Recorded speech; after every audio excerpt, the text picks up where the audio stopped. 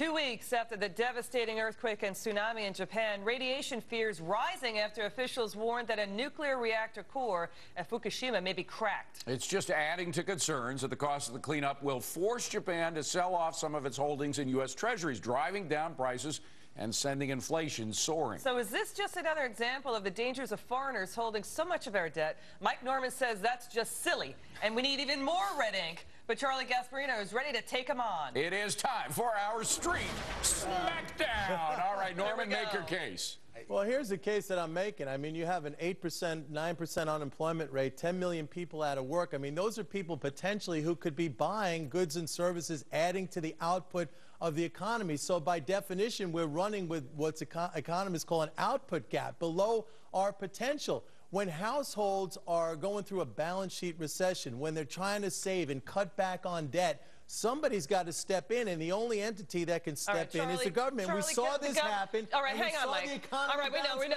Charlie, can the government really step in and be the place for all that output? I just want to let him go because it's so insane. It's not insane. It's good. I mean, here's the most bizarre. What camera am I looking at? But doesn't matter. It doesn't matter. Here we go. Don't catch you. It almost is. Think of it this way. One of the biggest economic basket cases in the world right now is Japan. If you look at the numbers, they are in desperate shape. Yet they hold one of the keys to our future.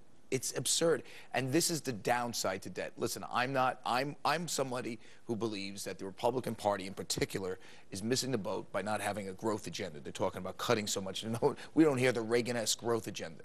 That said, when you worry about debt and mortgaging your future, we have because suppose they start dumping this stuff. Well, okay, look, they own what, 900 billion? By the way, that was the first contact. Norman made the first contact.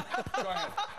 But no under the table like you like to do. Listen, they own 900 billion. 900 I'm on my best behavior. Is what, like 6 or 7%, 800 billion, 6 or 7% of our GDP. Let's just assume they sold all of it.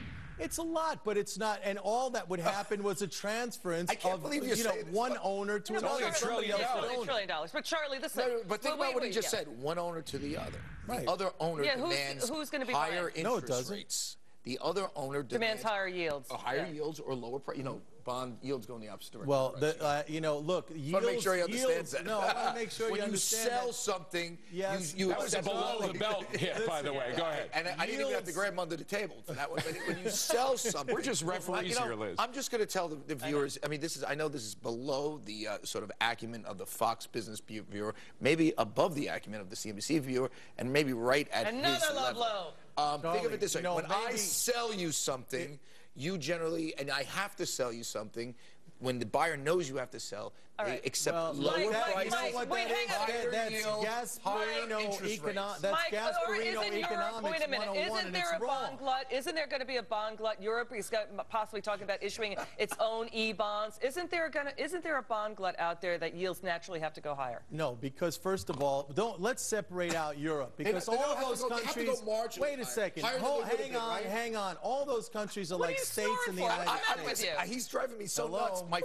My earpiece. You don't need the earpiece. Go ahead. Finish up. All right, look, at the end of the day, rates are anchored by Fed policy. If the Fed is going to keep rates at 0% or a quarter, the long-term yield is going to be anchored by the expectation of where Fed policy is going to be. Hold on, let me just ask, do deficits, hold on, do deficits ever matter? Do deficits ever matter at all? Of course, and there's an easy way to know when you're running up against that limit, and that's when you're running at full employment. When everybody is employed, you're using the total capacity and resources of the country. That's when you could have an inflation. His argument defies logic. No, it doesn't. This is why. Because when you issue more debt, you're going to have. Thank you. You're going to have higher interest rates than they would have been otherwise. You know what? The debt went from went from 800 billion in 1980 to 14 trillion, and guess what? Rates went from 20% to 0. There's no correlation there whatsoever. What do you say about that? There was fiscal policy that had to do with that. Reaganomics, and by the way, you just put your BlackBerry back in there. What's going on here? Policy, well, that flies against exactly what you're saying. We went from 800 billion in debt to 14 trillion, and we went from 20 to 0. We cut taxes. We increased the supply of goods. That had an impact on that had an impact on inflation. Well, Not only that, gee, oil prices went down. Oil prices went down because when we broke the back of OPEC. When oil prices go down, guess what happens? And interest rates go down, which I've heard you argue that low interest rates are inflationary. So again, you're speaking against your thesis there. Sometimes they are. It's not. Look, you're not able to come up. You're not able to come up with an explanation of how rates went from 20% to 0. Well, oil went down. Inflation went down. Well, you said inflation goes up when we cut interest rates, right? Well, no, that's not necessarily true. That's not true. Thank you. That's because not it's not necessarily. By the way, the one thing you guys agree on, hold on, the one thing I think you guys agree on, a tax rate should come down, right, to generate more growth? Absolutely. Okay. And by the way, that has an impact on inflation. We got an agreement. Thanks, guys. By the way, you turned bright red during that segment. You know what that? happened? I went running today. Because I did. I went running early today, and I think something's in the air. I think the reason was you were embarrassed at your answers. It was an embarrassing. I would turn red too if I had those answers. Come on, hold hands. By the way, I just want to hold hands with someone that thinks you can just issue any amount of debt and it doesn't matter. Oh, wait a minute. That's a hit and run, by the way. That's not allowed either. All right, Charlie Gasparino and Mike Norman, ladies and gentlemen. A lot more to come right here on Bulls and Bears. We're going to take a much-needed break right now. Thank you.